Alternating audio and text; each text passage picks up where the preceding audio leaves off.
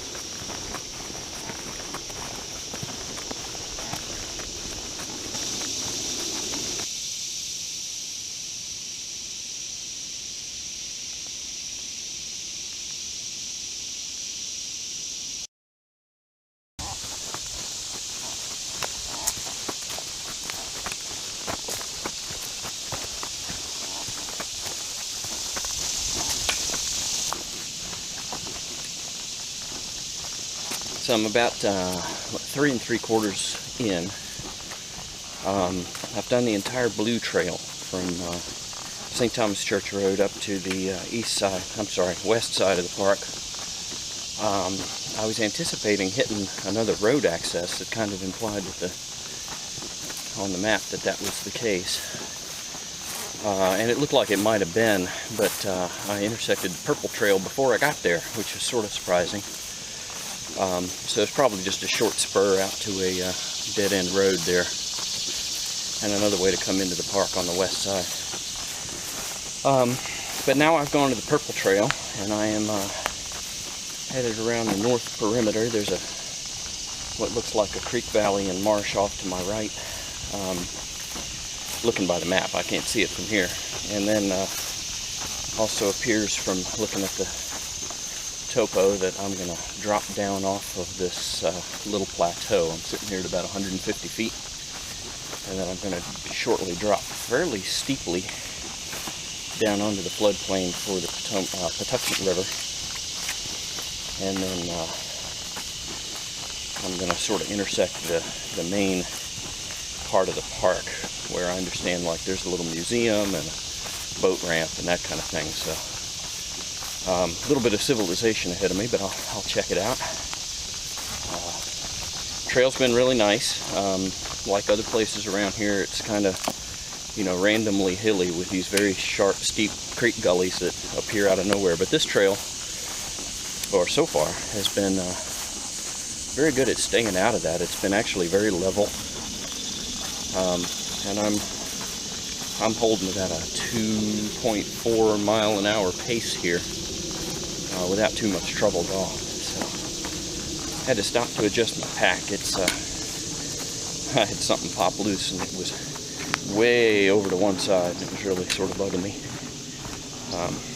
But other than that, the day's going okay. Nice little area so far. Spiders. Spiders aren't near as bad as they were before, but on the other hand, I've seen a few people, a couple of trail runners, a couple of folks out walking their dogs, so maybe they're doing the work for me and knocking the spiders down.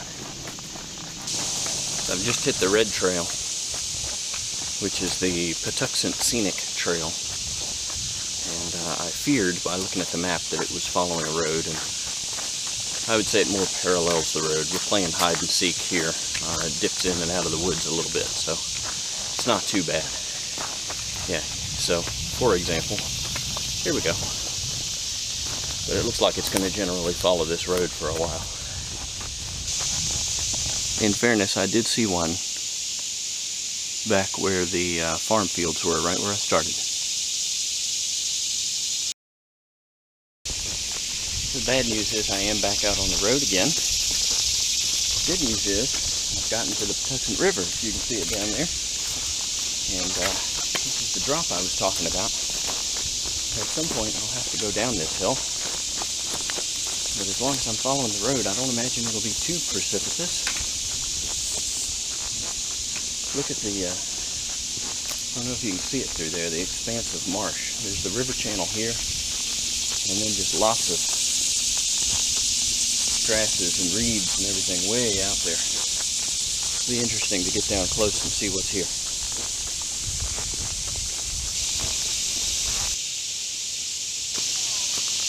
So I'm at the Patuxent Rural Life Museums here. This is an old log cabin built in the 1800s in Aquasco, moved here.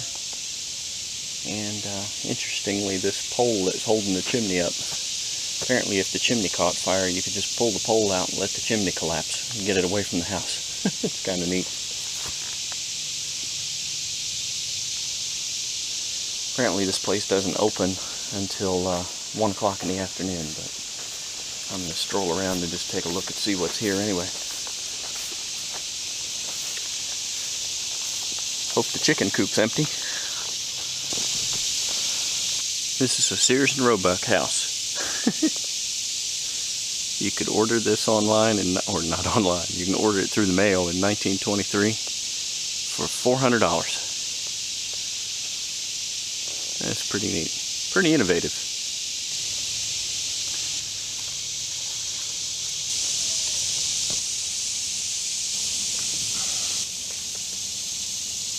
This one I'd really like to see.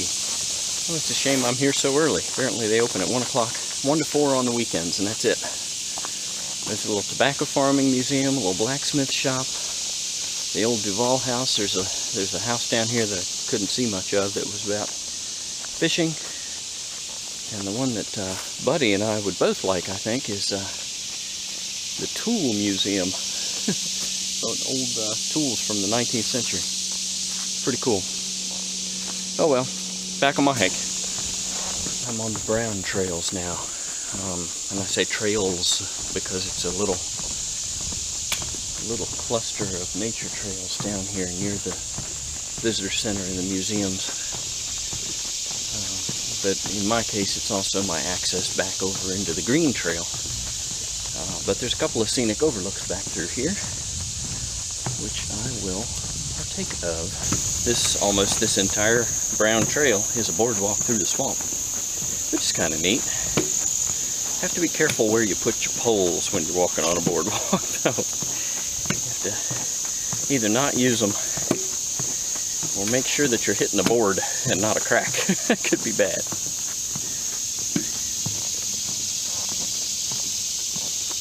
I think I'm about to pop out on the Patuxent River.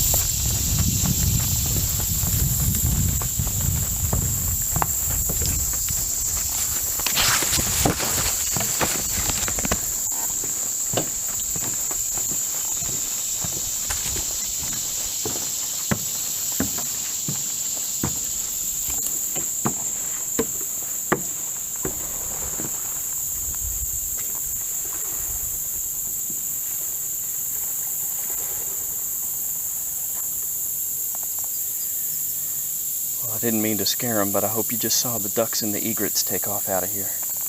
Pretty cool. It's a beautiful little spot.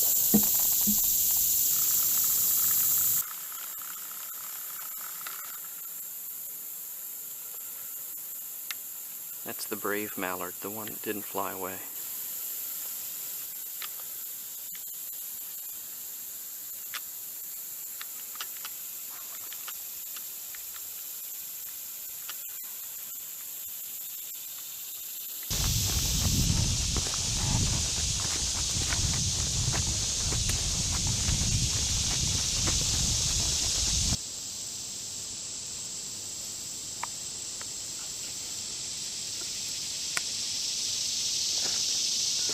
Not an outstanding view because there's still some big trees in the way, but I'm at the end of the green trail. Good spot to have a little bit of lunch. It's 11 o'clock. I'm just going to listen to the ducks and the egrets and the cicadas with the ever-present background noise.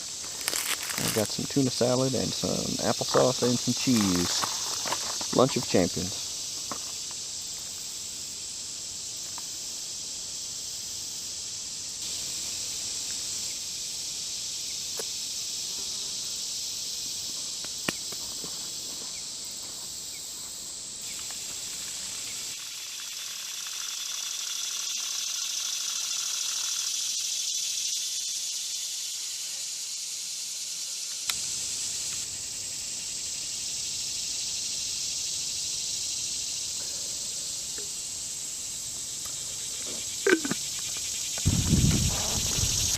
Still following the red trail. I've come back out across Croom Airport Road, and all this field to my right, the corn field here, I believe is what used to be Croom Airport. So I'm headed to the river now, a place called Selby's Landing, and the lady at the visitor center told me that there is a sort of an Indian village down here. So I have to check that out briefly. Also, all these trails are good for mountain bikes and horses. You can see the horse jump I just walked around. Except for the brown boardwalk thing that I was on.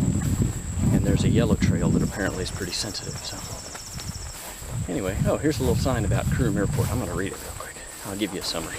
This is a historic airport. I didn't realize it. This was the first black owned and operated airport in America. It was opened in 1941 by John W. Green as Riverside Airfield.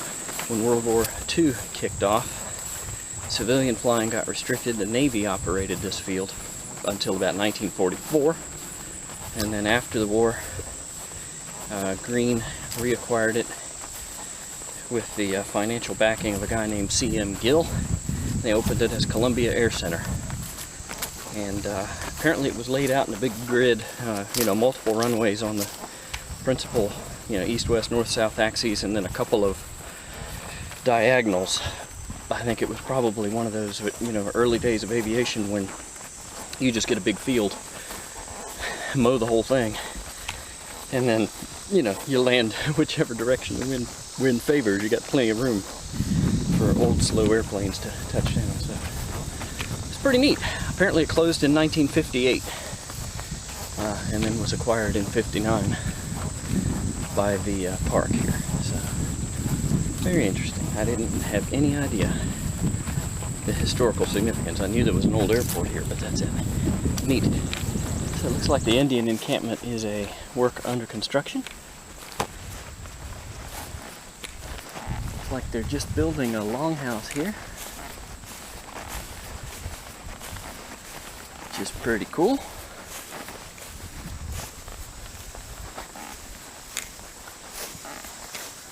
Be fun to try to make one of these sometime, although I know it's a lot of work. Little sleeping platforms with posts dug into the ground. Looks like smoking racks over there, drying racks. And I'm just guessing, but it looks like maybe somebody's going to try to make a dugout canoe here. Looks pretty neat. I wish him luck. I managed to avoid it on the other side of the airport. But after going through Selby's Landing and the Indian Village under construction, this trail follows the road. It's the critical area tour road. It's only open, one day a week, which is today, by the way. But yeah, it's kind of unfortunate. I got to follow this road for a half mile, but I should be getting back into the woods before too long. Some campgrounds around here I might have to check out at some point. Roads go. This is an awfully pretty one. A couple of deer just walked across the road down here, about 1/10 of a mile down. We'll see if they can catch them in the woods here on the left. I'm standing just to the left, behind those bushes.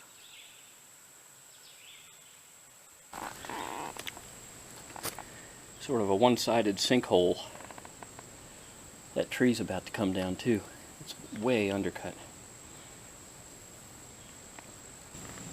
This one isn't a sink, but another undercut bank with a creek eroding it and tree roots holding it together. So I'm not quite on the home stretch, but I'm getting close. I've probably got about 3/4 of a mile to go. Looks like I'm going to wind up about 12.5 per the GPS, which, as we've typically seen, that means it's probably 12, maybe just shy of that. Good walk. I mean,